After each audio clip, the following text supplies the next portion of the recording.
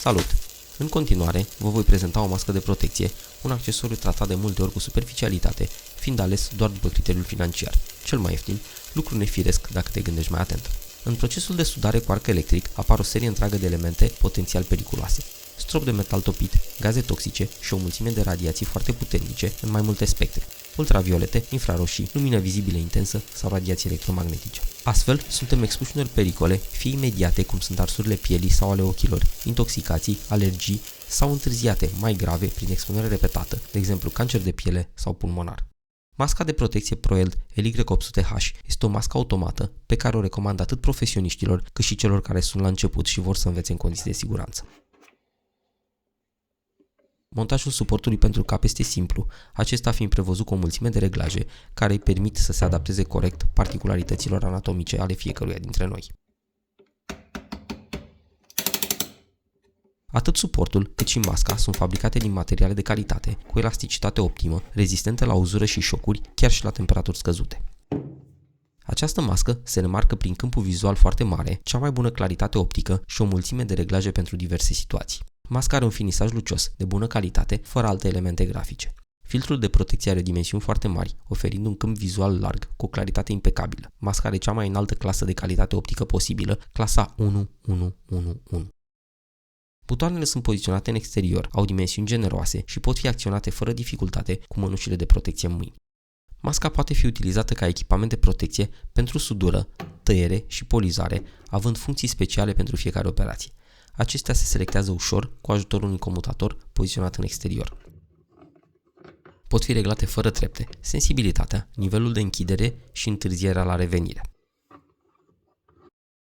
În partea interioară sunt marcate standardele în care se încadrează și modelul circuitului electronic. Tot aici este și butonul pentru testarea funcționării și LED-uri care indică nivelul scăzut al bateriei. Modulul electronic este demontabil, așa că l-am scos din cochilie pentru a putea fi prezentat mai bine. Vizibilitatea în absența arcului electric are nivelul DIN 4. Gradul de întunecare al filtrului la detectarea arcului electric este reglabil între DIN 5 și DIN 9 pentru funcția de tăiere și DIN 9 până la DIN 13 pentru funcția de sudare. Această mască are cea mai înaltă clasă de calitate optică, clasa 1111. Clasificarea este făcută după 4 criterii, fiecare fiind notat de la 1 la 3, 1 fiind cel mai înalt nivel. Butonul pentru testarea funcționării. LED-ul care indică dacă bateria este descărcată. Pe partea din față găsim 4 senzori pentru detectarea arcului electric. Fiind 4 senzori în loc de 2, ca la măștile semiprofesionale, aceștia permit detectarea arcului și în pozițiile dificile, când o parte dintre ei pot fi obturați de diverse obstacole. Viteza de închidere a acestui filtru este foarte mare, sub 0,1 miim de secundă. Celulele fotovoltaice, care împreună cu bateria alimentează circuitul electronic. Și ecranul LCD de protecție, dimensiunile acestuia fiind foarte mari, de 100 pe 93 de mm. Modulul de control incorporează 4 comenzi, 3 potențiometre pentru reglajul fără trepte al sensibilității, al gradului de închidere și al întârzierii și un comutator. Montarea și demontarea sunt simple și nu necesită unelte speciale. Comutatorul pentru selecția celor 3 funcții: polizare, tăiere și sudare. În interior este un capac care permite accesul la baterie. Multe din măștile economice nu permit înlocuirea bateriei, fiind necesară înlocuirea completă a măștii când aceasta se descarcă. Bateriile măștilor de sudură nu sunt reîncărcabile. Modelul bateriei este CR2450 de 3 V.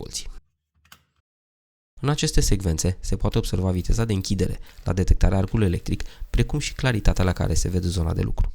Chiar dacă nu am reușit să surprind foarte bine în video, nivelul de închidere este reglabil într-o plajă foarte largă, de la DIN 5 până la DIN 13.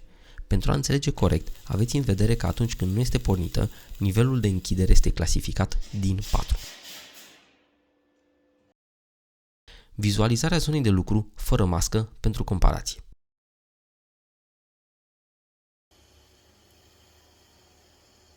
Și o secvență de lucru folosind procedeul de sudare lifting în argon cu electrod nefuzibil din tungsten.